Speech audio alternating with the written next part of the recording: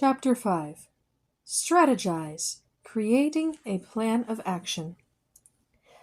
Okay, with your analysis in hand, you've got a handle on your organizing problems and what's causing them. You've zeroed in on what is essential to you, and you know more about your personal style.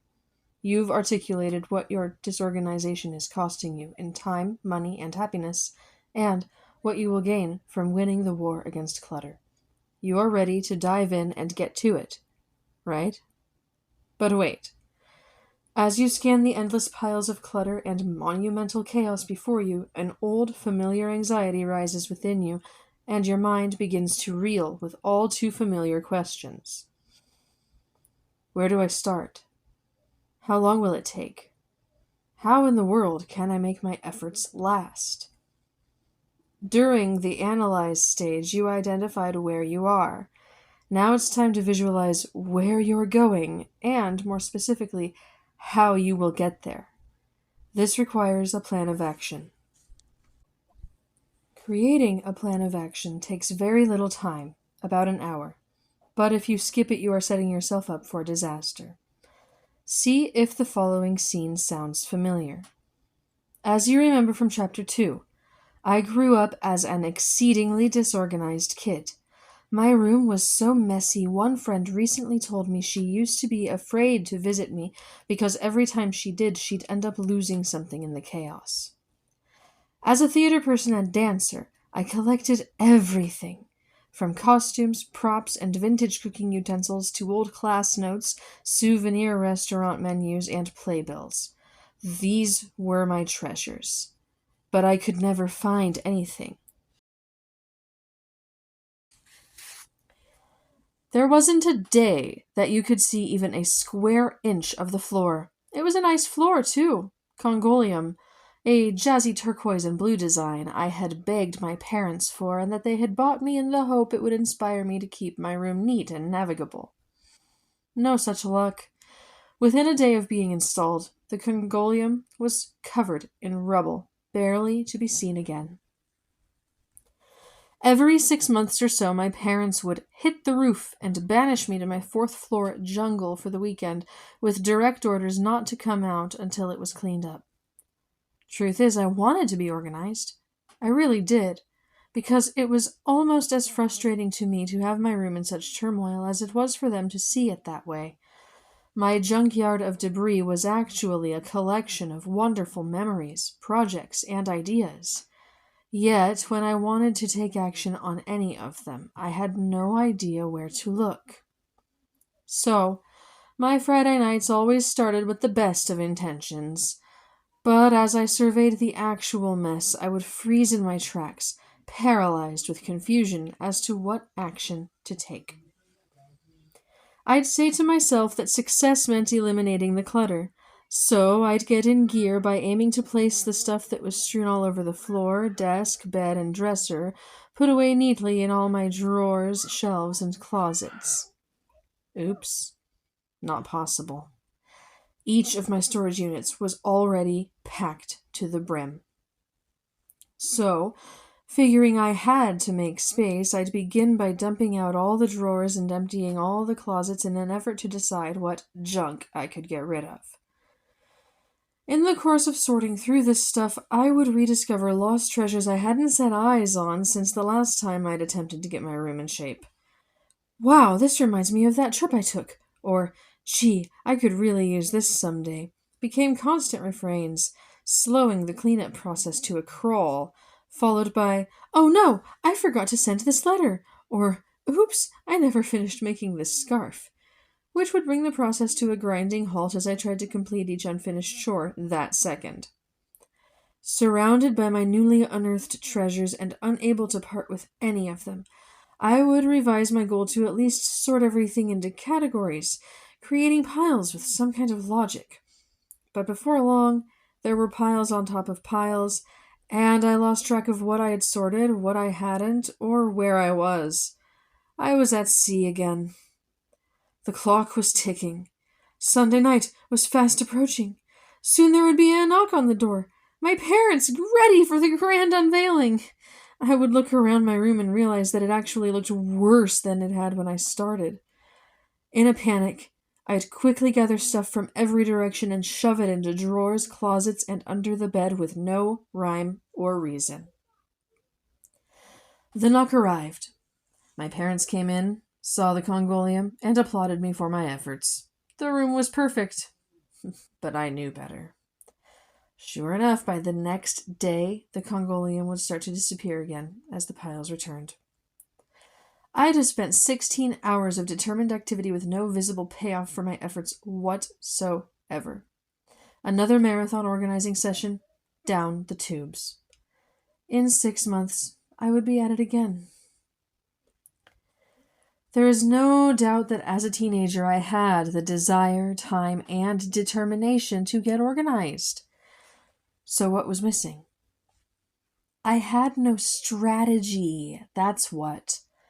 I had no plan, no focus, no idea of how to approach getting organized at all. I was working without a model of success to guide me, and with no sense of direction or timing by which to pace any efforts. As a result, I just dove in blindly, went in circles for hours, and ended up exactly where I started. Sound familiar? Working without a strategy is like trying to drive across country with no map, no idea of what your destination looks like, and no sense of how long the trip will take. Your chances of getting lost and confused along the way are better than 1,000%. This chapter will teach you how to navigate the path from chaos to order by showing you where to start, how to map out the journey, and how long it will take you to get there. In order to successfully strategize, I offer you my 2 secret weapons, techniques you can rely on to quickly map out a plan of action for every organizing job, no matter how large or how small. Julie's secret weapon number 1, the kindergarten model of organization. Begin by developing a clear picture of where you are headed. This requires visualizing what you want your space to look like when it's finally organized. As I've written, organizing is not just about getting rid of clutter and making the space look neat. It goes much deeper than that. Organizing is about designing your space so that it reflects who you are and what's important to you, and arranging things locally and efficiently so that staying organized will be easy for you. So how should your space look? From the day I started my business, I have designed every home, every office, and every schedule for every client I've ever worked with on the model of a kindergarten classroom. It's my secret weapon for attacking any space because it is simple and effective, it works every time, and it represents the essence of being organized from the inside out. Walk into any kindergarten classroom in the world, and you will behold the perfect model of organization. Think about what makes it work. Let's look at the graphic on page 60. We see 6 small boxes within the graphic. First is the reading corner, where there's a rug, a bookshelf, and a rocking chair. Next, there's dress up, with a dress-up trunk, a hat tree, a mirror, and a shoe rack. Then there's the building blocks, with blocks, miniature people, plastic animals, and storage crates. After that, we've got arts and crafts. In this section, we've got easels, smocks, paints and brushes, crayons, and paper. The snack section comes next, containing juice, cookies, cups and napkins, tables and chairs. And finally, there's the music space, which has the record player, the instruments, and the piano. This graphic represents the kindergarten model of organization. What makes it work? 1. Room is divided into activity zones. 2. It's easy to focus on one activity at a time. 3. Items are stored at their point of use. 4. It's fun to put things away. Everything has a home. 5. Visual menu of everything that's important. First, the room is divided into activity zones. The reading zone, the dress-up zone, the arts and crafts zone, the music zone, the snack zone. Second, it's easy for the child to focus on one activity at a time. Each zone is well defined and fully self-contained, so that the child can concentrate 100% on a given task. Nothing else competes for his or her attention. Third, everything needed for each activity is right there at the child's fingertips because items are stored at their point of use. For example, if the child is doing arts and crafts, all the paper, crayons, markers, paints, brushes, and smocks needed for a creative session are gathered in one convenient location. Fourth, in a kindergarten classroom, it is almost as much fun putting things away as it is playing with them. Every item has a clear, well-labeled home in a container that is the perfect size to hold it. There are sliding trays for the puzzles. Wooden blocks have holes in them for scissors. Points down, handles up. Cubbies and hooks have the child's name on them, maybe even the child's picture. As a result, you seldom see a kindergartner trying to figure out where to return something or struggling to shove 50 paintbrushes into a 25-brush container. Cleanup is fast and easy. The teacher rings the bell, and in a matter of moments, the room is in tip-top shape once again. Fifth, and most important, it offers a visual menu of everything that is important to the people who inhabit that space. A child can walk into that classroom, look around, and decide what to do and where to do it based on a set of clearly defined cues. The beauty of the kindergarten model is that it can be applied to anything, from a whole room or office to just one room or a single drawer. By following this model, you will design your space for easy access and retrieval of any item. The space will be inviting and enjoyable to use and allow you to concentrate on one activity at a time. Your surroundings will give you visual cues as to what there is to do, and when life gets busy and priorities get confused, a glance at your very environment will help keep you focused on who you are and what is important to you. Let's look at how the kindergarten model would work in a kitchen, one of the key rooms in the house, and one that you may have already intuitively set up this way.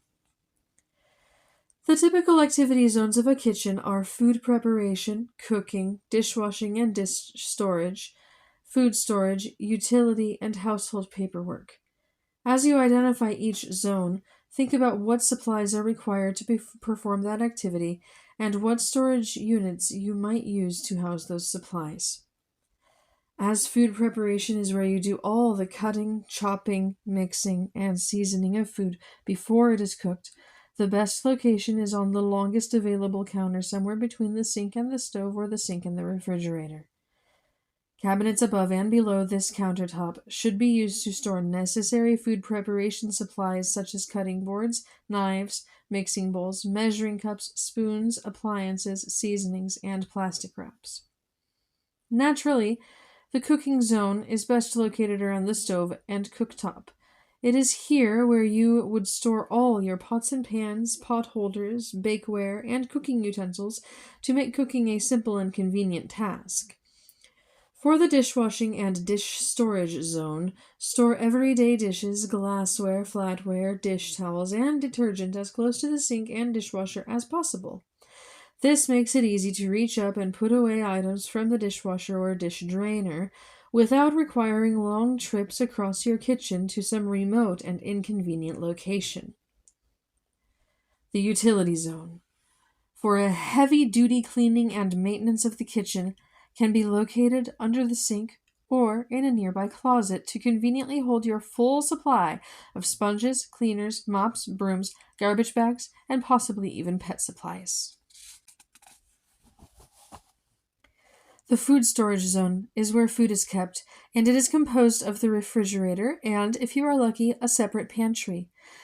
In kitchens where there is no pantry, consider storing food in cabinets near the refrigerator to keep all food together and make it easy to gather ingredients for a meal. The Household Information Center is that area in your kitchen where the mail is dumped, phone calls are made, coupons are kept, and sometimes even bills are paid. Not everyone keeps this paper in the kitchen. Wherever you choose to keep your household papers, this particular zone is so involved. I have to devote a whole chapter to it. See Chapter 13, Household Information Centers. On page 62, we see another graphic. This shows the kindergarten model of a kitchen, containing the zones for food preparation, cooking, dishwashing and storage, pantry, household information center, and utility. So, how do you take your current state of chaos and transform it into my kindergarten model of organization? The answer is as easy as ABC. You need a couple of sheets of paper for this exercise. A. Define your zones. To design the zones you will need, take out a sheet of paper and divide it into 3 columns labeled as follows: activity, supplies, storage unit. In the first column, write all the major activities that go on in the space you are organizing. Down the center column, list all the supplies needed to perform each activity. In the third column, list the storage units you have or may need to store the supplies in each zone. We already looked at the zones you would find in the kitchen. Let's look at a few other examples. In a living room, your activities may be entertaining friends, watching television, listening to music, reading, and playing board games and cards. In an office, your activities may be working on the computer, making phone calls, doing paperwork, and assembling mailings. Your core activities comprise the zones of the room. Keep in mind that the average room can accommodate 3 to 5 activities. In the second column, list the supplies you need to perform each activity. As an example, for watching TV, you need the TV guide, remote controller controls, and videotapes. For listening to music, you need compact discs, audio tapes, cleaning cloths, and headphones. For reading, you need books, magazines, newspapers, and perhaps your reading glasses and a pen. For the third column, look at all the storage units you have in your space and assign which units might make sense for each activity zone. Inventory every drawer, closet, cabinet, and shelf available to you in the space. For example, in the living room, you may have a couple of bookshelves, an entertainment unit, and 2 end tables with drawers. In your office, list each of the filing cabinets, desk drawers, bookcases, and supply closets that you have. If you are zoning the dining room, include each of your china cabinets, hutches, sideboards, and linen cabinets. As you fill out this column, you may feel you have no appropriate storage units, or not a sufficient number of them, for some of the items that must be stored. Even if that's the case, don't go on a shopping spree now. You will probably just waste money. Make a note of your anticipated needs by zone, but don't worry about the solution until the attack stage, where you may find that you already have what you need after all. Remember, you can get creative by using storage units in untraditional ways. For example, if you do your paperwork in the dining room, consider storing papers in a sideboard rather than a traditional filing cabinet. Here's an example of a filled-in zone planning sheet for a living room. Activity, TV. Supplies, remote, TV guide, videotapes. Storage unit, armoire with drawers below. Activity, music. Supplies, CDs, audio tapes, cleaning cloths, headphones. Storage unit, stereo cabinet. May need more storage. Activity, reading. Supplies, books, newspaper, magazines. Storage unit, 2 bookcases, cedar chest. Activity, family fun. Supplies, board games, knitting supplies, photo albums. Storage unit, may need storage unit. B. Map out the space. Now that you have figured out what zones you need, it's time to determine where in the room each zone should be located. On a second piece of paper, draw a map of the space and sketch out some ideas for rearranging the room to create each activity zone, including what storage units will go in what zones. It doesn't have to be precisely to scale, but you may want to use a ruler to help draw straight lines. A tape measure will also be helpful in determining whether something will fit in a particular zone. As you plan the space, don't feel constrained by the location of outlets and phone jacks. This is what extension cords are for. Later, if necessary, you can always have an electrician or phone specialist come in to install new outlets and jacks. Your comfort, convenience, and logic are your prime considerations in locating zones. Let the wiring accommodate you. In determining where each zone should be located, there are several points to consider. First, try to build them around your natural habits and preferences. Eyeball where the piles of clutter seem to accumulate. This will give you a clue as to where certain zones should be. For example, if books and magazines are piled on the floor next to the sofa, obviously that's where you like to read.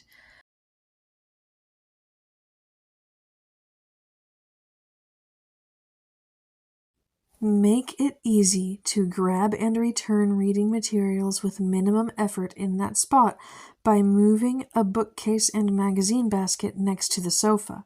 Voila! You've got an instant reading zone that you will find easy to maintain.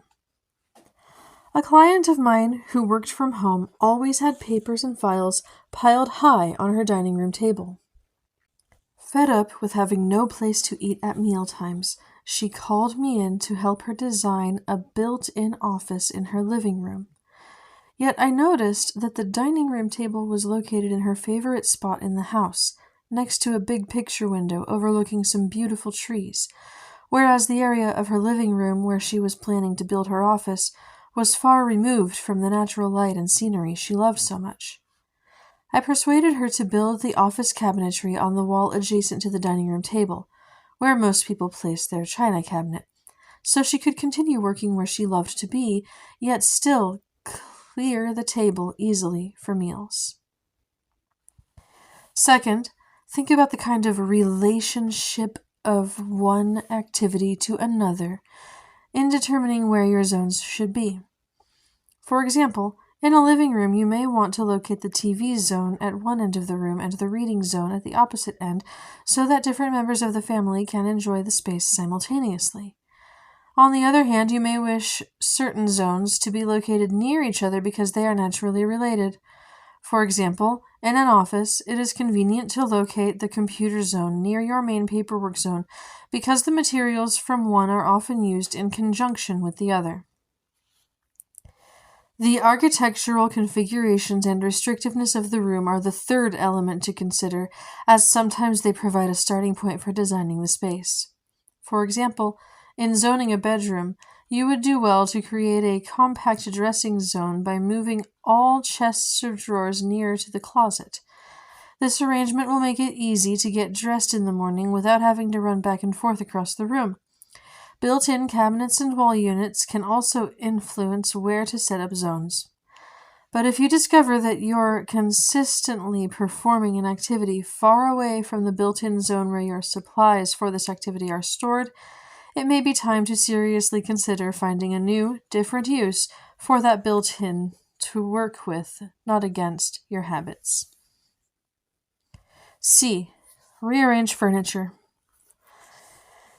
If the clutter is too expansive, rearranging furniture may not be feasible until after you've done some sorting and purging. But if you can, start moving furniture and storage units around now to make your zones come alive. It will offer some wonderful benefits. First, you'll actually see what will fit where and how you like it there, so you can make any necessary adjustments to your design choices. Second, and more important, it will give you a rewarding feeling, having plunged into the organizing process head-on and seen a dramatic, visible change in your environment right away. This instant transformation is very motivating and will boost your enthusiasm for following the project through to the end. To make it easier to move things around, you might need to temporarily box up some of the piles and stuff cluttering the floor and surfaces. This is sometimes a bonus, because once things are in boxes, it is often less intimidating to sort through them.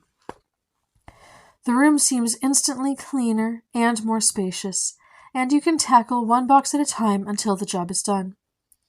If your space is too chaotic to move furniture at this point, don't panic. Just hold off until later in the attack stage, by which time you'll have much more freedom of movement. Julie's secret weapon number 2. Estimate the time. One of the biggest mistakes people make when it comes to getting organized is not being realistic about how long the job will take. Most people either dramatically overestimate or dramatically underestimate the time required. If you overestimate how long a project will take, you're likely to procrastinate forever and never get started. Let's say it's actually a 3-day project, but you've estimated 3 months. The job will seem hopelessly large, and you'll say, forget it, it's not even worth starting, I'll never get through it all. On the other hand, saying, I'll tackle this Saturday morning before I go to the beach, actually underestimates the amount of time almost any organizing project will take. You'll put in the time, but then, seeing little or no result for all your effort, you'll walk away well short of the finish line, grumbling, this isn't worth it, it can't be done. The truth is, most rooms in the home take an average of 1 to 1.5 days to complete. The average one-person office takes 2 to 3 days. Some spaces, like bathrooms and small closets, may only take a few hours, while others, such as extremely packed garages or offices, may take an extra day or 2, but every organizing project is manageable. The key is, once you know how long the job will actually take, you can set aside enough time in your schedule to ensure that you get it done. In part 3 of this book, I will provide an average time required to attack each area of the home and office. These guidelines will help you estimate how long your project will take so you can create an effective work schedule. Establishing a work schedule means deciding when you will work and literally blocking out the time on your calendar. In determining your work schedule, take into account your available time, your sense of urgency, and how quickly you want to see changes. Based on your analysis of what's holding you back from Chapter 2, you may decide you need time to adapt to the transformation of your space, and so you will choose to work more slowly, a few hours a week over a month or 2. On the other hand, you may want to see results instantaneously and decide to dive in and finish the job in a matter of days. The biggest mistake many people make is to skip establishing a schedule at all. I'll just fit it into my spare time, they say. This approach practically guarantees failure because there is no such thing as spare time. Even if you were able to find some, would organizing really be your automatic first choice of how to spend it? I don't think so. Insider's tip. Is it worth the time? As you ponder whether the required investments of 1 to 3 days per room is worth your time, let's look at what the disorder is costing you. Americans waste 9 million hours per day searching for misplaced items, according to the American Demographic Society. The Wall Street Journal reported that the average U.S. executive wastes 6 weeks per year searching for missing information in messy desks and files. This translates to just 1 hour per day. Cleaning professionals say that getting rid of excess clutter would eliminate 40% of the housework in an average home. National Soap and Detergent Association. Crisis purchases related to disorganization could cost as much as 15 to 20% of your annual budget. Buying duplicates of misplaced or broken items, last-minute shopping at premium prices, and unnecessary interest, rush, and finance charges on late payments. Realtors regard first impression improvements such as decluttering closets to be one of the smartest ways to speed the sale of a home and fetch a better price, according to the New York State Association of Realtors. Show your commitment to getting organized by scheduling appointments with yourself to do the job and write them on your calendar in indelible ink. Then honor that commitment. Here's an example of an effective work schedule for a 12-hour living room job. How long will it take? Attack. 1. Sort. Saturday, 5 hours. 2. Purge. Saturday, 2 hours. 3. Assign a home. Sunday, 1 hour. Containerize. Number 4. Sunday, 4 hours. 5. Equalize. Daily, 3 to 5 minutes.